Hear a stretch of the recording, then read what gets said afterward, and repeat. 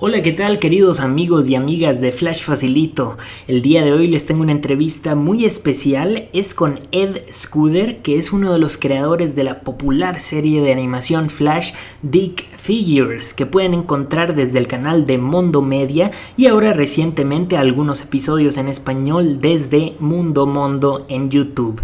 Y bueno, la entrevista está en inglés, pero agregué subtítulos para que todos la puedan disfrutar y vamos a empezar. Can you explain to us your current role on the Dick Figures series?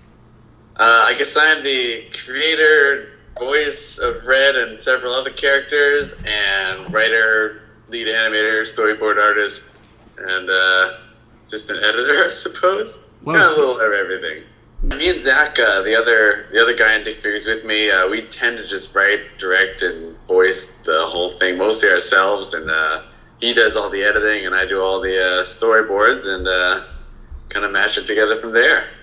And how did the idea for Dick Figures come? I mean, what was the inspiration for the humor and the graphic style you have, which is, by the way, very unique and very cool. So thank you. Yeah. It was honestly, it was mostly laziness. The idea we had at the studio here, 6 Point Harness, where we create Dick Figures, we had a series of pitches internally. All the employees would sit down and come up with an idea. I remember being really busy at the time. I didn't really want to make one, so I said, what's the easiest thing I could do?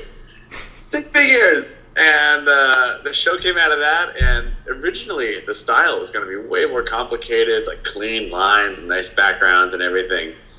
But I storyboarded the first episode, and it looked like how a bee or something turned out looking. It's just fast and sloppy and horrible, and we thought it was really funny looking. It would be faster to animate, so we just stuck with it, and it's been the style ever since. Can you explain to us the process? I mean, from the rough idea you have, like, oh, Red should do this and that, to the final product itself?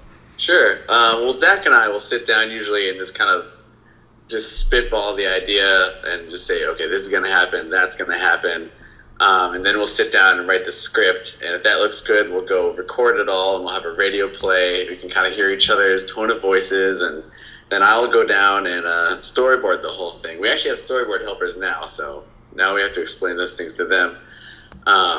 So once you have the storyboards, those poses that we put in the storyboards and make an animatic out of, those are the actual poses that we end up hitting in animation. So if Red is in one pose and then goes to the next pose, and our animatics, the animators just animate all the in-betweens between that. Mm-hmm. And then we just dump them out of Flash and put it all together and throw it online. So we cut out a ton of steps, and actually all the backgrounds are done in the storyboards too. So all the sloppy, rough backgrounds you see are the first pass. You do the voice of Red, you said? Yeah, I do Red, the bee, Mr. Dingleberry, the raccoon, and just a couple other random ones. And what is your favorite part of all this process? I think it's probably just the creative freedom of kind of being able to do whatever the hell we want. Because the studio doesn't really look over our shoulder too much, so they kind of say, we need 10 episodes, go crazy.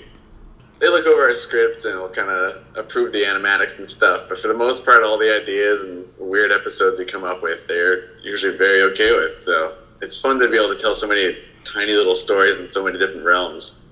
If more than one animator work on a single episode, how do you keep the style consistent, and how do you organize yourself? Like, say you're gonna animate this scene and then we're gonna put it together. How does that work?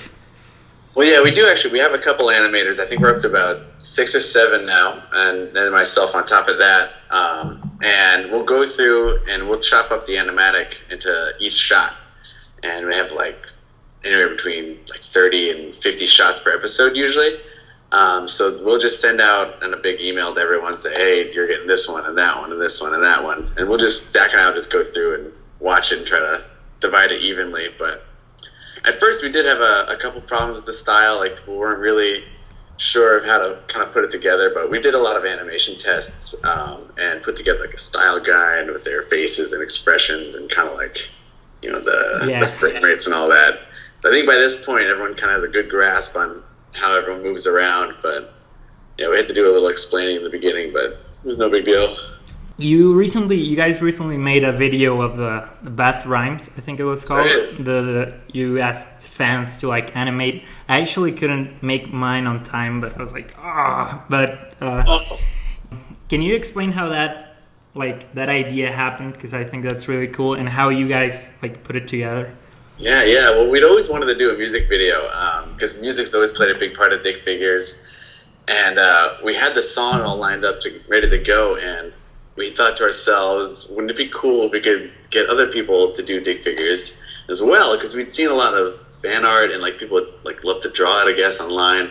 So we thought we should give the fans a chance to do it. So we made the song and we chopped it up into little pieces and put it all on the website, and then just sent out the word and had people kind of pick whatever shots they wanted. And we really just said, go crazy, like do whatever you want, like claymation, 3D, go nuts with it. And I think we got over like 200 submissions or something like that. And there were a few shots that had multiples, and we felt bad we couldn't use all of them in the right spots, so we kind of had to move them around a little bit. But I don't know, people seem to really put a lot of effort into it, and like I talked to Zach about it, and I think it's probably by far one of our favorite episodes in the whole series, just because so many people did so much cool stuff with it, and it's so awesome to like watch it all like come together with all these different people's animation. But I guess logistically it's pretty easy. We just kind of sat back and they did all the work for us. Well, congratulations on the success. Thank you. Yeah, it's a little surprising. We didn't think something so lazy would catch on so hard, but it's the ones you don't expect.